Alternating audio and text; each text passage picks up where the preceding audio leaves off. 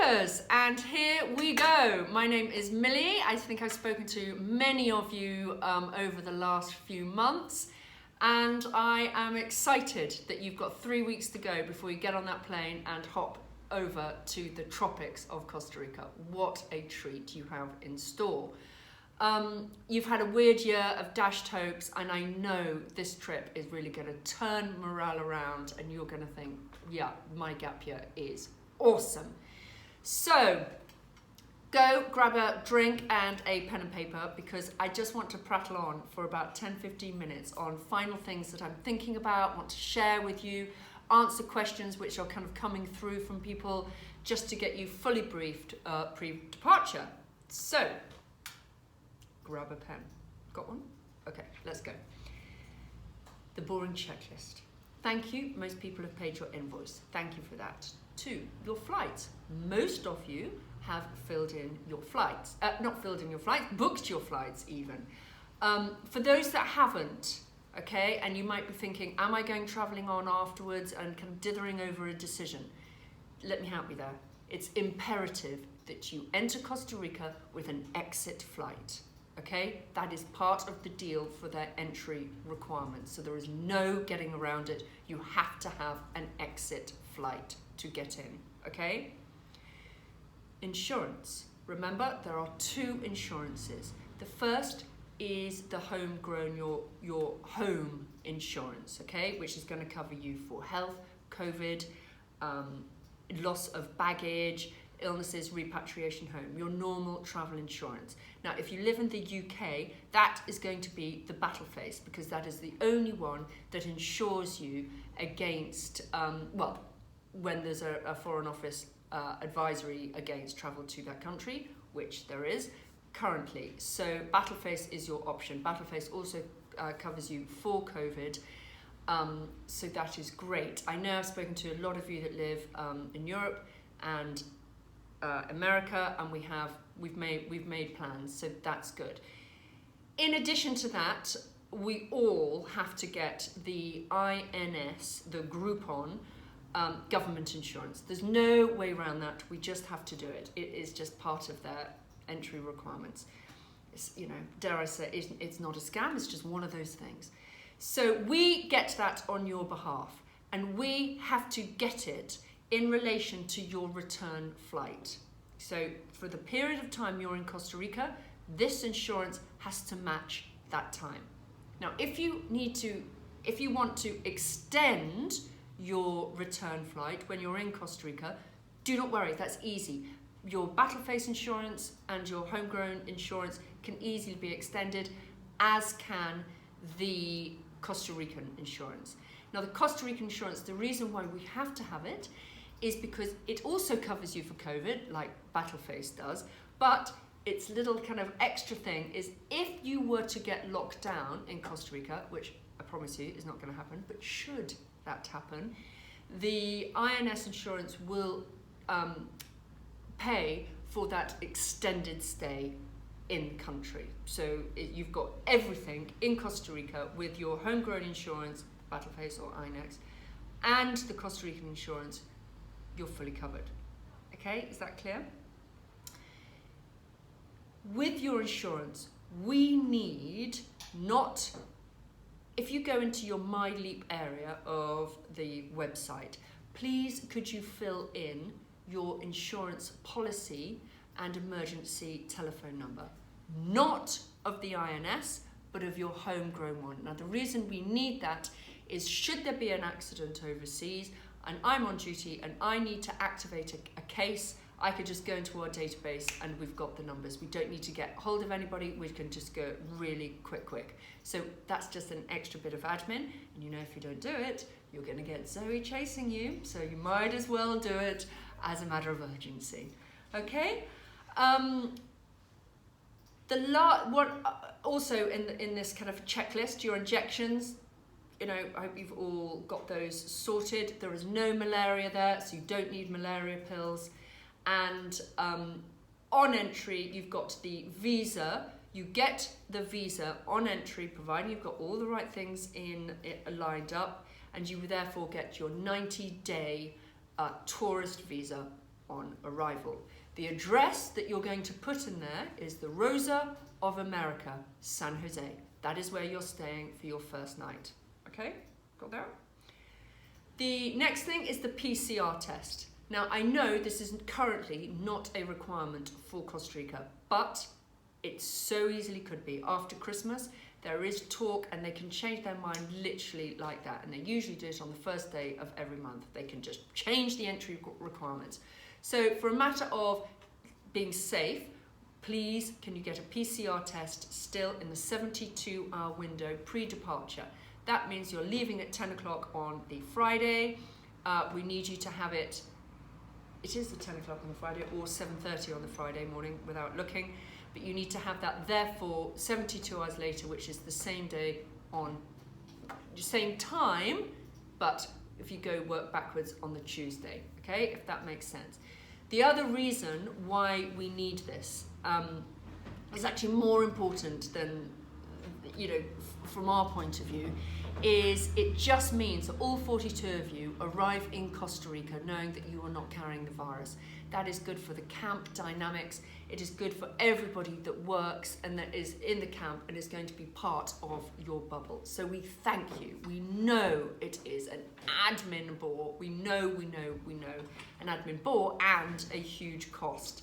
So, but it just has to be done. It gives us a line in the sand to know that everyone is COVID free. And even though I've spoken to so many doctors, you know, last week, trying to find a way around this to kind of lift the pain of the PCR test, but everyone says, you know, the quick tests are just, they give too many false positives, so that would stress everybody out. And also, even if you've had COVID, it is so, you know, there isn't enough evidence to say that you can't carry it. You might not show the symptoms, so you could be asymptomatic, which is what we really, really want to catch and avoid. Now, if you get it, your results will come through on Thursday, which gives us enough time. I'm going to be here for the whole day, waiting to know your results. And if that happens, we're going to change your flight to a week later. We're going to do what is ever required. So do not panic. I'm used to this. We've done this before. There are solutions, okay? So don't worry. So there we go. That's your checklist. Moving on to projects and itineraries. So there are 42 of you flying in from all over the world. You are going to arrive in San Jose on that Friday at various times. You will all be picked up by a member of staff holding the leap sign at the airport, and then you'll be escorted where everyone is going to congregate at the Rosa of America Hotel. It's a cute little hostel. It's got a little pool. It's got these rooms with kind of people. Some rooms have got sleep 3, sleep 5, but we've taken over the whole place. So it's going to be a really kind of exciting moment for everybody to meet all the members of staff and each other. You'll try and get some sleep, but I know you're going to be all over the place with the time difference, especially if you're coming from Europe. You're 6 or 7 hours behind. So you're going to try and get some sleep, and I can guarantee you're going to wake up at about 3 in the morning. But that doesn't matter because you're going to be forced to wake up about 5:30, so you're going to have a very quick breakfast and be out of there. It takes about 5 hours to get to the camp. It's an hour and a half down to the port. You then catch a ferry across to the peninsula, then it's another hour and a half afterwards. So it's quite a long, drawn-out journey. You're going to be utterly knackered, but that's fine. You'll then get to the camp on the Saturday. You'll all be shown to your room. You've got the whole camp to yourselves to settle in and to begin to relax. Okay, Sunday will be a day of peace. Everybody will have a late breakfast, a late start, and then just begin to everyone will show you how it all works, get all your details and give you the briefing, and off you go. The first week, all of you, for the entire program, you're going to be divided up for the first 4 weeks into groups of 11, 12, okay? And you're going to rotate around the projects. But the first week in your group, all of you are going to learn to surf. You're going to learn to surf and begin your Spanish. And the surfing is really important because you'll get absolutely knackered, which is really important, so that it can really help with that jet lag, because everybody feels that first week very discombobulated. So just hold tight, get to the end of the first week, and everyone just starts to kind of, fall into the groove. After that, week 2, week 3, and week 4, you're all going to be going. Some groups staying in camp, one group going to Monteverde, one group going to the Turtle Sanctuary, and you'll see how it works. In the itinerary that I've sent you, you will see, depending on the 4, 6, or 8 week program, which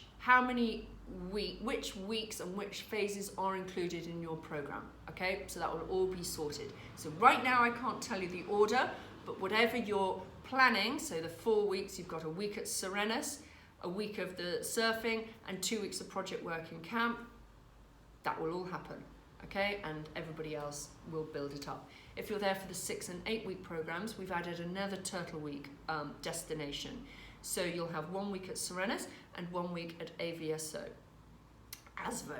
And they're on completely different places with completely different vibes. Serenas is very rural, it's in a private reserve with no one there. To me, it's heaven. It's one of my most favourite places on earth, and it's just a delight, whereas ASVO is in a little town. It's quite groovy, you can get out and about, but the accommodation is very, very basic. So I'm warning you now, you'll think camp is luxurious. Okay, it's clean, but it's basic. So when you look at the kit list and say, why do I have to take a sheet and a pillow and a mozzie net, it's for there, okay? So that's the itinerary you're going to be moving around. So the first week is going to be hectic because all 42 of you are going to be in camp doing your different, with your different surf teachers and Spanish teachers. But after that, the numbers in the camp decrease as everybody moves around the country and the various projects, but you're all together at the weekends. We've alerted to Chris to some of the friendship groups that we know about, but if you want to send us an email just reminding us of which friendship groups you're with, then we could take that all into consideration. But the key reason how you're going to be determined into which group is based on your Spanish level. Okay, so if you are traveling with your best friend, but they're an A-star, Spanish and going to read Spanish at Oxford, and you've never done it before, you can't be in the same group. But there'll be lots of time to be together. Okay. Kit list. Okay, it's all in My Leap. Please look in My Leap. All of this is written there. Please just follow it and just promise me that everything on that list is going into your rucksack. But when it comes to rucksacks, there is no real need, and a lot of people emailing me saying, do I need a proper 75-litre big rucksack? Probably not. If you don't have one, you've probably got something else which is soft and squishy, one of those soft barrel bags at home, okay? What you're not to take is one of those solid, hard, wheelie suitcases. You'll feel a bit silly with that, and actually it's really cumbersome and annoying in the small kind of dorm-like bedrooms in the camp. Everyone trips over it, so don't bring that. What's most important, I'm just going to rattle the things which you really must take, is a 25-litre day rucksack. And make sure that it sits comfortably on your shoulders. If you were going to buy one, it would have one of those sweat things at the back, because you are going to use that all the time. When you're going for kind of beach walks, when you go away for, to Serenas, that's all you're going to pack. So that's a really useful bit of kit. The other things which do not leave home without: waterproof phone cover. Please, God, take a waterproof phone cover. One of those little wet bags for when you're at the beach, to put your phone in your kit, a money belt. I know everyone thinks, oh my God, they're so tragic. Honestly, they're so useful. Please take one. A hard insulated water bottle. Do not take anything plastic. You'll see why when you're there, because you'll be very busy picking up all the plastic off the beaches. A head torch with infrared. And one of the key, most important things is one of those UV vest tops because you will be doing a lot of surfing, you will be out on the beaches a lot. I know you want to get a suntan, but it's nothing more annoying than being sunburned, especially when you're surfing. And if you really want to do a lot of that, you get the rash and the sunburn, so we can avoid that. Okay, just the thing about the food in camp, okay, as a reminder, the food in camp is utterly delicious. It is the best of all our programs worldwide. I promise you, it is heaven. The cook there is amazing, and just ask him to do a sushi night. It's spectacular. Breakfast and lunch are provided, and they're big and they're substantial. So when it comes to supper, a lot of people just have a kind of snack, a sandwich, a bowl of pasta, something really easy. You can cook, and I highly recommend that within your groups, you go to the supermarket, which is a 10-minute walk away, buy ingredients and rustle something up. Chris is going to kind of knock up some suppers, within camp, pizza night, so you can chop and change. What we're trying to avoid is, I'm telling you now, Costa Rica is expensive. Okay, and you can get overexcited and go around Santa Teresa and check into some gorgeous restaurants and spend an absolute fortune. But you can't do that. Maybe once as a little treat, but seriously, not every night. So you've got to really think about this, set a budget and stick with it. I think you should be setting a budget kind of $10, $15 a night for food maximum if you go out, or eat if Chris's pizza is going to be about $10, but think you can do a lot. You can cook. If you cook, you can cook for a lot less. So be mindful of that. A lot of people are asking, is it, how much money should I take? You can go crazy in this country. And, one of the groups that we've had did actually go crazy, and a few of the parents were like, Jesus Christ, how much money are they spending? I was like, they're spending a lot, because you can go into town and you can go out for supper every night and you can spend $10 on a cocktail. But that is, that's not sustainable, especially if you're there for 8 weeks. So again, if you want the cocktails, go to the supermarket. You can buy a bottle of, rum or vodka for $10 for a whole bottle and share it and make, camp drinks and buy kind of 6 beers, and it's all much more low key. So I do not want to get any phone calls from parents freaking out saying, can you put more money in my account, when this is your warning. Be mindful. And also, every excursion, so every weekend, Chris and the team, with their kind of entertainments manager, I don't know who that's going to be, possibly Melly, will put on these great trips. And they all cost, as far as I can see, everything costs $50 in Costa Rica.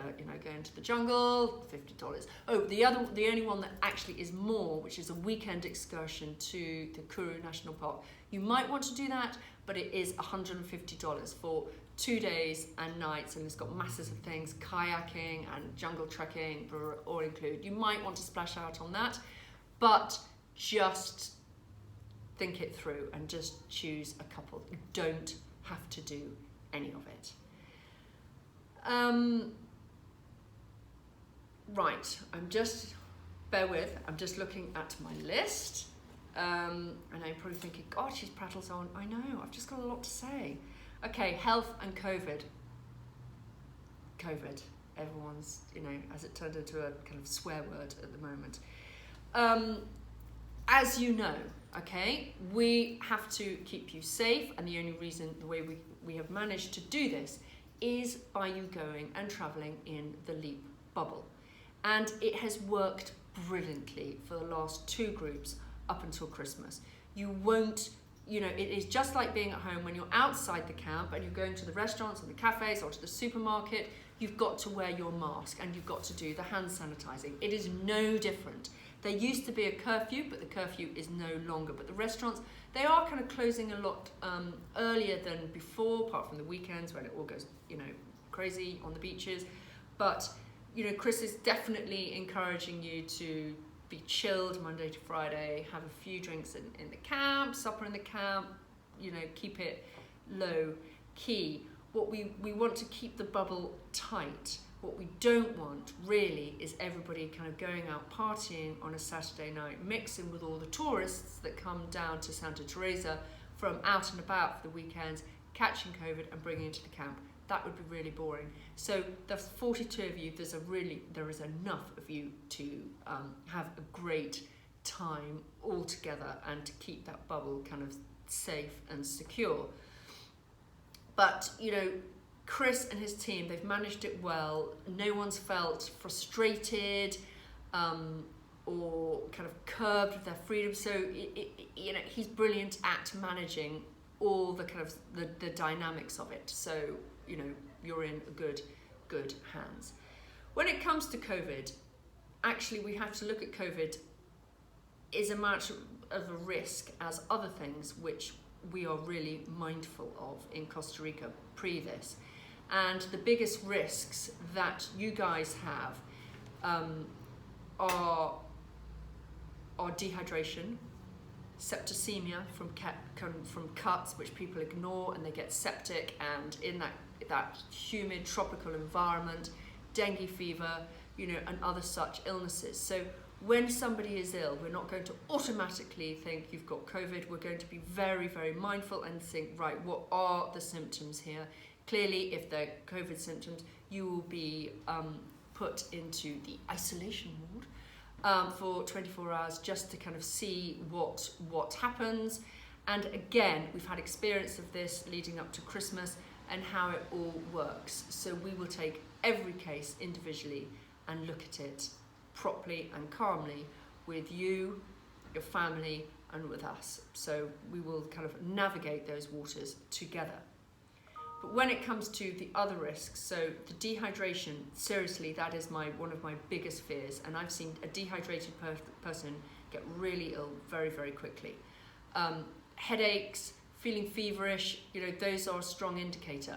You know, you are walking into the summer, is going to be boiling hot, and you're doing physical activity, which is something which when you're on a summer holiday, you don't actually do much of. So, you know, you could be digging away, picking up lots of litter, whatever you're doing with your project work. So I highly recommend you take dehydration tablets, pop those in your stocking. Holland & Barrett do a great range called the Zero range. And I'd just be having one every day, if not twice a day, for at least the first 2 weeks. Okay, again, in My Leap, there's a great little kind of kit list for a first aid kit, so have a look. Other risks there are riptides. That is one of the reasons why you have the surfing lessons, is that the sea there is it's full of riptides. I know this personally because I didn't listen to the safety talk that I was given when I was out there, and I went swimming with a friend on a beautiful deserted beach. I thought, isn't this wonderful? No one's here. And off we went in a riptide. Really wasn't much fun.